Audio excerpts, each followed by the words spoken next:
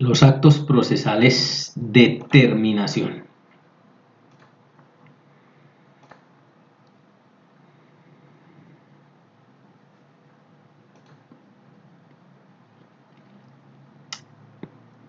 Los actos procesales de terminación también se subdivide en dos grupos.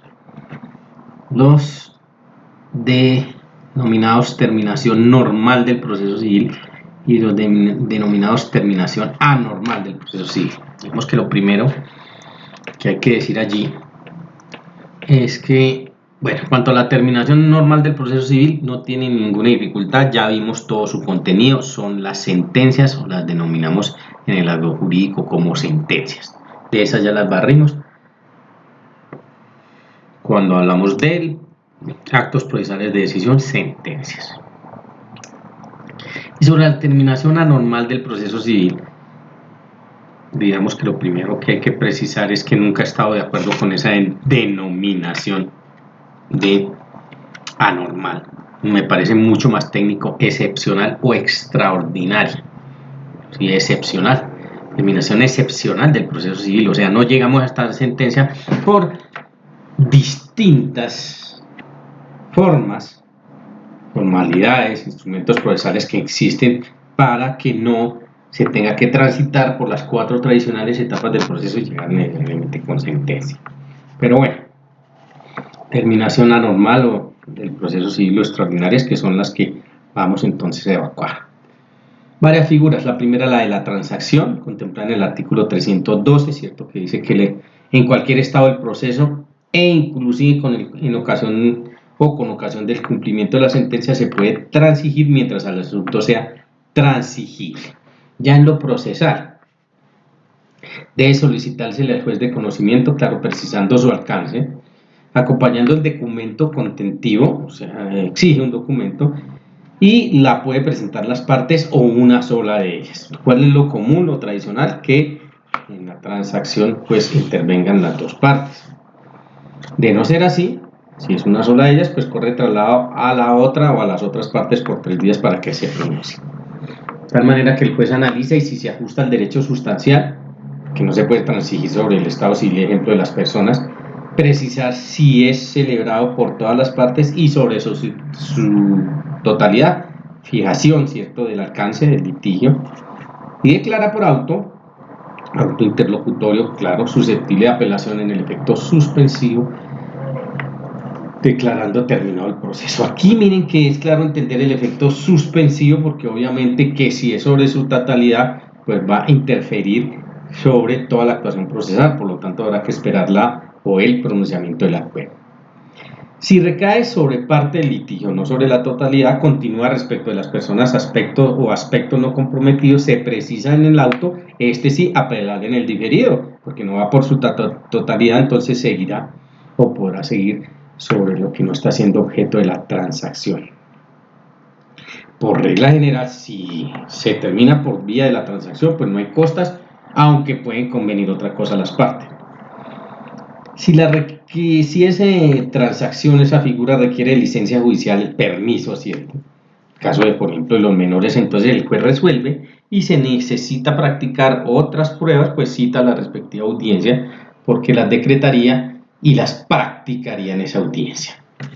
La transacción por entidades públicas, el 313, entonces lo dice hoy ya no es una prohibición expresa, sino lo pueden hacer el representante legal de la nación, del departamento, del municipio, dependiendo autorizados pues por la ley, la ordenanza o el acuerdo respectivo. ¿Qué sucede? Que ahora se ha determinado generalmente que con base en un número de salarios mínimos mensuales legales vigentes habilita, por ejemplo, el departamento al gobernador mediante esa ordenanza a que pueda transigir. Y lo mismo así para alcaldes a través de acuerdos en los municipios. Y si sobrepasa eso, pues ahí sí sería necesario tenerlo que llevar al seno de la asamblea o en el caso del consejo, si estamos hablando del municipio, pero ya se puede. Otra figura por la cual puede terminar un proceso de manera excepcional, el desistimiento.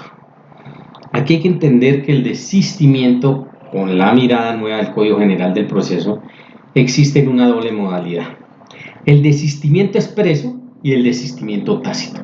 ¿Cuál es el desistimiento expreso?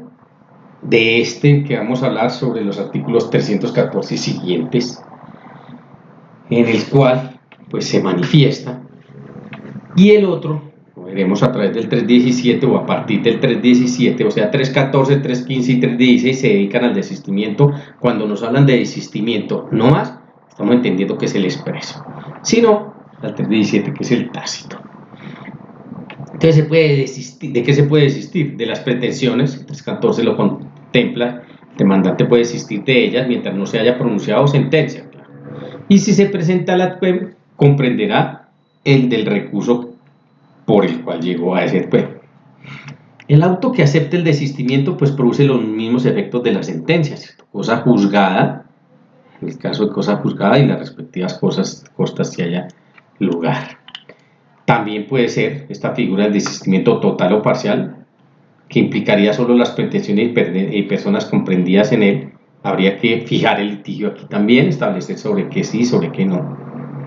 Y se requiere anuencia de la contraparte y que no se haya opuesto a la demanda. Entonces tiene unos requisitos, digámoslo así, extras.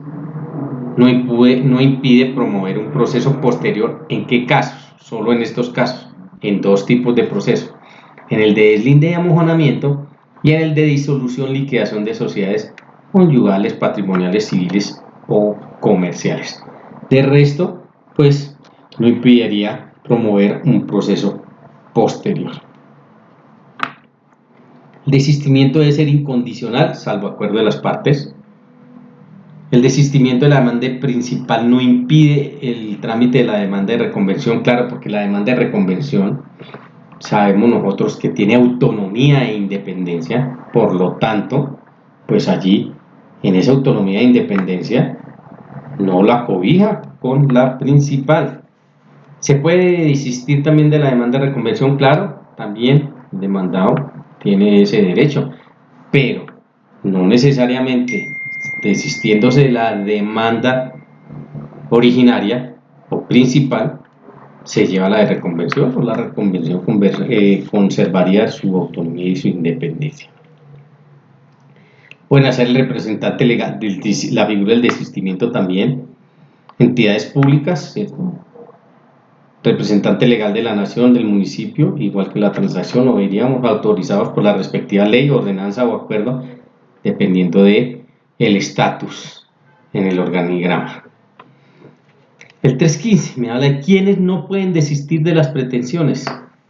Primero, los incapaces y sus representantes, ¿no? Salvo que obtengan previamente licencia judicial, que sabemos que es el permiso otorgado por el juez.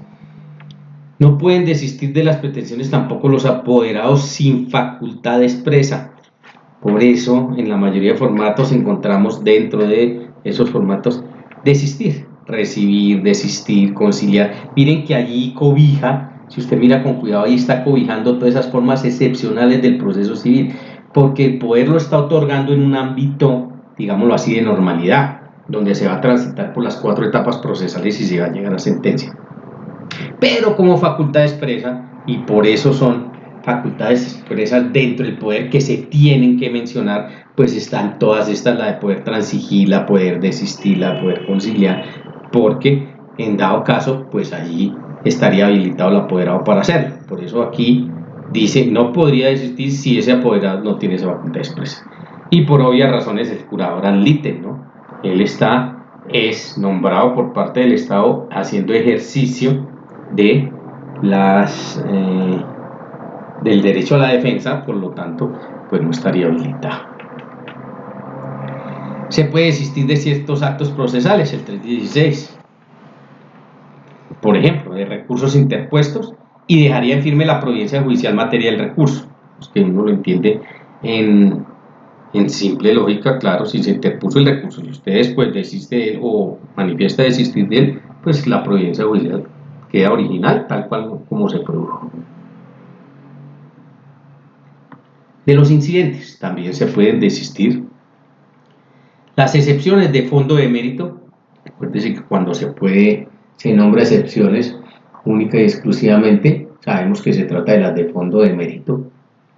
Por lo tanto, de ellas también se puede desistir, claro, con las consecuencias judiciales que ello acarrea, como el tema de los incidentes. No se puede desistir de las pruebas practicadas. Saben ustedes que es un principio universal acogido aquí en Colombia, en el cual el principio de la adquisición de la prueba, y es que una vez la prueba practicada, la prueba ya deja de pertenecer a las partes y pertenece al proceso. Por eso, si la prueba ya se practicó, ya no se puede retirar del escenario procesal, y por eso dice ya que se manifiesta que no se puede desistir de ellas.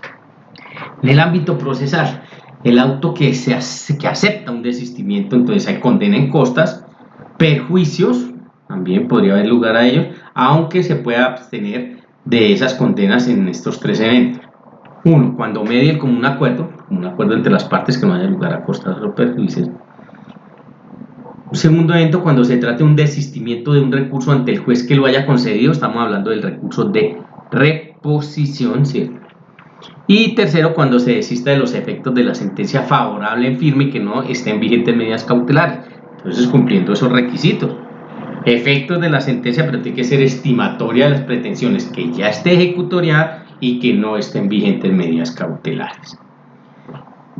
Cuando el demandado no se oponga al desistimiento condicionado que presente el demandante respecto de condenas, ahí también podría mediar. Y aunque el desistimiento debe ser incondicional, el demandante lo puede condicionar a que no lo condenen en costas y a perjuicios. Si así lo hace, pues obviamente se le corre traslado al demandado por 3 días y entonces 2 caminos. Si se opone, el juez se abstiene de aceptar el desistimiento así solicitado, y si no se opone, el juez decreta el desistimiento sin condenas, costas y perjuicios. Digamos que le está dando toda la oportunidad, le está diciendo, listo, aquí sabemos que existen costas y perjuicios, pero él manifiesta que no lo condena en costas y perjuicios. Bueno, al darle el traslado al demandado, él, si llega a ser oposición, pues ese desistimiento sin condena en costas y perjuicios así se decretará. El 317, el desistimiento tácito. ¿Qué pasó con esta figura? ¿Y qué tenemos respecto a esta figura? Existía en el contexto del Código de Procedimiento Civil y era conocido bajo la denominación de perención. Resulta que el legislador, en mi sentir en un error, hizo el análisis y derogó la figura de la perención. Después, a través del Código General del Proceso y su tránsito ante el legislativo, se retomó bajo el nombre de desistimiento tácito. ¿Cómo quedó contemplado? ¿Cómo quedó dentro del contexto del Código General del Proceso? Se puede producir el desistimiento tácito en 2 eventos. Un primer evento de desobediencia y otro segundo evento, adelante lo veremos, de inactividad. El primer evento, desobediencia, ¿qué dice? Cuando para continuar el trámite de la demanda de un llamamiento en garantía de un incidente o cualquier otra actuación promovida a instancia de parte, como puede ser la práctica de pruebas, las medidas cautelares, se requiere el cumplimiento de una carga procesal o de un acto de la parte que haya formulado aquella o promovido estos. La carga. Entonces, en ese caso, el juez ordenará cumplirlo dentro de los 30 días siguientes mediante providencia judicial que se notifica por estado. Entonces, en este primer evento, el juez se percata, estamos en el trámite ejemplo de un incidente, hay una carga procesal que corresponde a la parte, y entonces el juez le dice, tiene 30 días por auto, 30 días para que cumpla con esa carga que usted tiene. Situación que se le notifica por estado. Y ahí, pues si no le hace, si no cumple esa orden, que ahí ya en los 30 días lo está culminando, el juez tendrá por desistida tácitamente la actuación y condena en costas. Generalmente la parte final del auto le dice, so pena de que se declare el desistimiento tácito. So pena que se que el despacho proceda a dar cumplimiento al artículo 317 del Código General del Proceso. Está diciendo, ojo, estoy advirtiendo, hay una carga que usted debe cumplir. Si usted no la cumple dentro de los 30 días siguientes, decreto el desistimiento tácito. Pasado el año, aún sin requerimiento, el juez lo puede decretar. ¿Esto qué hace alusión? A que es una posición del doctor Nathan Nissenblatt que yo comparto, que dice que pasado el año, aún sin requerimiento, sin la orden, el juez pudiese decretar. ¿En qué sentido? Cuando estamos hablando de notificaciones, que ustedes saben que el artículo 90 y siguiente, 92, 96, determina que en Colombia el demandante tiene un año para notificar.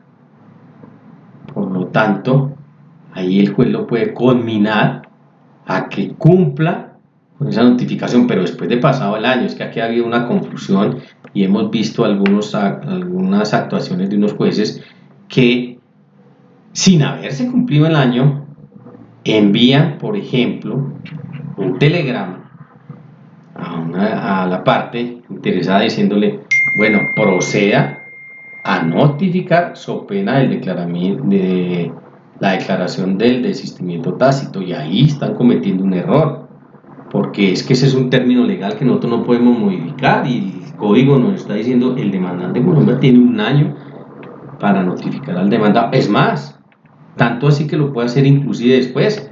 Lo que pasa es que se arriesga a que le declaren la prescripción procesal, porque ustedes saben que si el demandado pasado el año, él puede y tiene como mecanismo de defensa decir, no lo hicieron dentro de este año, por lo tanto me acojo a la prescripción procesal, y efectivamente si se comprueba que es negligencia de la parte, le prospera. Pero con todo y eso, aquí nos estamos refiriendo a que pasado ese año, o sea, ya sí, el término del término legal, puede venir el requerimiento del juez para que proceda a notificar, y si no lo hace dentro de los 30 días siguientes, pero quiero hacer mucho énfasis en que tiene que haberse respetado el término legal que es del año, entonces sí entrará a decretar un desistimiento tácito en ese exclusivo caso. El juez no puede ordenar el requerimiento para iniciar notificaciones de primera providencia, el auto admisorio de la demanda o del mandamiento ejecutivo, lo comentamos, lo decíamos, y en un segundo evento, en una segunda situación, actuaciones pendientes para consumar medidas cautelares, en el cual tampoco, digamos, se podría meter. El segundo evento para que un juez entre a declarar el desistimiento tácito es una inactividad total de la actuación procesal. Y ahí fijo unas reglas y las vamos a mirar, porque dice inactividad total. Bueno, cuando en cualquier proceso o actuación, sin importar la etapa, permanezca inactivo en secretaría durante el plazo de un año o más. Entonces el juez decreta de oficio o porque la parte se lo diga el desistimiento tácito sin requerimiento previo. Claro, aquí es de inactividad, no es de desobediencia, por eso no lo requiere. No habrá condena en costas ni habrá perjuicios. ¿Bajo qué reglas? Entonces, si está suspendido por común acuerdo, el cómputo de los plazos no contará. Claro, la crisis del proceso de la suspensión, pues obviamente que ahí no permite el cómputo de esos plazos. O sea, no podría meterse, si el proceso se parta que esté suspendido 1 año y 2 meses, entonces se diga, listo, señor juez, proceda al desistimiento porque es que hace 1 año no actúa. No, si está bajo el fenómeno, la figura de la crisis de la suspensión, pues no. Si hay sentencia estimatoria en firme, el plazo previsto será de 2 años. Aquí es simplemente un alargue que se da, y es sentencia estimatoria en firme para el cumplimiento no es de 1 año, sino le otorga 2. Cualquier intervención de oficio de parte interrumpe los términos. Sobre este ha habido mucha dificultad, porque se ha visto que, ejemplo, en una actuación procesal se piden copias y ahí muchos lo consideran, y así desafortunadamente ha prosperado, que es una intervención de parte, por lo tanto ahí interrumpe el término No es que haya habido una inactividad total por un año, sino el simple solicitud de unas copias, un reajuste de liquidación, en fin. Desafortunado, porque el legislador pues se refería, sobre todo por las consecuencias del desistimiento tácito, que efectivamente tuviera que ver directamente con el objeto del proceso, no cualquier actuación de ese tipo. Pero como quedó inactividad total, pues ahí hay una intervención y ahí intervendría o interrumpiría los términos. El literal D nos habla de las consecuencias de decretar el desistimiento tácito, que no son de poca monta, ¿no? Se termina el proceso o la actuación y se ordena el levantamiento de las medidas cautelares ahí mismo. Gravísimo, sobre todo a nivel ejemplo de consultorio jurídico, se está viendo ahorita mucho esa figura y mire que afecta y atenta directamente contra los intereses del usuario. El auto que lo decreta se notifica por estado y es susceptible de apelación en el efecto suspensivo, porque estamos resolviendo pues, el tema de la continuidad o no del proceso, mientras que el que lo niega es apelable pero en el devolutivo. Dentro de esas consecuencias, la acción se puede promover nuevamente transcurridos 6 meses después de que haya quedado en firme ese auto de desistimiento, y serán ineficaces los efectos de la presentación de la demanda. Claro, aquí se llevaría de tajo. Entonces miren todas las consecuencias, ¿no? Levantamiento de las medidas cautelares, 6 meses, digámoslo así, de inactividad o de la posibilidad de interponer nuevamente la acción, la ineficacia de los efectos de la presentación de la demanda, porque entonces seguiría corriendo la prescripción, la caducidad. Esos son los efectos, pero como hubo un desistimiento tácito, pues ahí empiezan nuevamente a correr. Y no suficiente con ello, determina y establece una vez el desistimiento tácito por segunda vez, si es entre las mismas partes y en ejercicio de las mismas pretensiones, pues miren la consecuencia, nada más ni nada menos que la extinción del derecho pretendido. Este desistimiento tácito no aplica contra incapaces sin apoderado judicial, y en el curso del proceso, cuando el juez requiere para el pago del arancel judicial y no se hace, tampoco ahí cobijaría. Y hoy tendríamos que decir que dentro del contexto del 806 también sabemos que está suspendido, mientras esté vigente el decreto 806 del 2020, la declaratoria de desistimientos tácitos, o sea, esa figura quedó congelada con el decreto 806. Otro mecanismo de terminación excepcional del proceso, la conciliación, ya eso ustedes conocen hasta la saciedad, igual con todas las como figura parecido en el ejercicio procesal al tema de la transacción, ¿sí? Al tema del desistimiento, bueno, conciliación extrajudicial, conciliación judicial y todo lo que ella conlleva. El artículo 57, hablando de la agencia oficiosa procesal, y tendríamos que ver cuándo daría lugar al traste o a la terminación del proceso. Esa figura, la parte debe estar ausente o impedida para hacerlo, para que exista o pueda existir la agencia oficiosa. Ese agente que entra a intervenir ahí debe prestar caución dentro de los 10 días siguientes a la notificación del auto admisorio de la demanda, porque solo se da para esos procesos.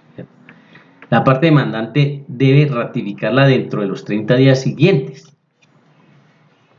Entonces, la parte demandada se suspende la actuación una vez notificada. La parte demandada incluye el traslado y debe ratificarla dentro de los 30 días siguientes. La consecuencia de no prestar la caución o no ratificar esa actuación, que son esas dos condiciones, pues declara terminado el proceso. Por eso estamos hablando que puede ser una situación de terminación excepcional del proceso. Y el agente oficioso debe actuar por medio de abogados, salvo en los casos que la ley así lo ejecutó. El tema de las excepciones previas, ¿cuándo pueden dar terminado un proceso de manera extraordinaria?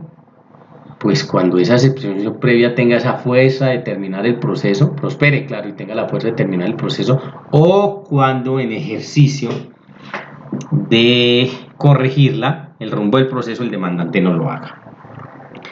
En el caso particular del proceso de deslinde y amojonamiento, cuando los predios no son colindantes, el juez llega a la inspección judicial, encuentra esa situación pues hay una terminación excepcional del proceso. En materia de sucesiones, la liquidación del haber social. La solicitud para que se autorice a hacer directamente la liquidación podrá formularse aunque no se haya pagado el pasivo social ni efectuado las mencionadas consignaciones, si todos los acreedores coadyuvan, siempre que estén firme el inventario y el balance, y si el juez la acepta, entonces declarará terminado el proceso y sería una forma excepcional también. Hay otras formas particulares, ¿cierto? Como sería la muerte de las partes, ejemplo, en un proceso de divorcio. Si esa es la situación, miren que ese proceso termina de manera extraordinaria allí, con una o con la muerte de una o de las dos cónyuges en este caso. Y en la figura contemplada por el Código General del proceso de la reconstrucción frustrada del expediente. Digamos que como mecanismo existe la reconstrucción del expediente, pero si se frustra, vamos a ver ahorita en el contenido, pues habrá allí lugar a una terminación excepcional del proceso. Y nos dice, si ninguno de los apoderados ni las partes concurren a la audiencia de reconstrucción y se trata de la pérdida total del expediente, entonces el juez ordenará cancelar las medidas cautelares y declara extinguido el proceso, quedando a salvo el derecho que tenga el demandante de promoverlo de nuevo. Pero llegaríamos a la situación de una terminación excepcional del proceso civil. Y digamos estos lo contenido para este ramo de los actos procesales de terminación del proceso, enfatizando como lo hicimos aquí en la terminación mal llamada normal, excepcional o extraordinaria del proceso civil.